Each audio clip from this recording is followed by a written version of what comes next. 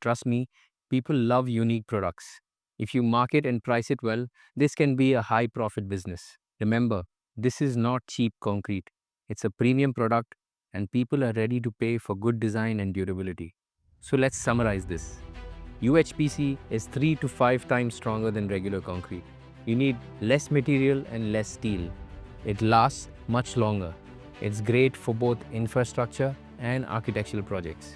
And best of all, you can start a small manufacturing unit easily. If you want to learn how to set up a small UHPC manufacturing business, I've added a link in the description below where we have a live session that is free of charge that you can attend and get the first-hand knowledge.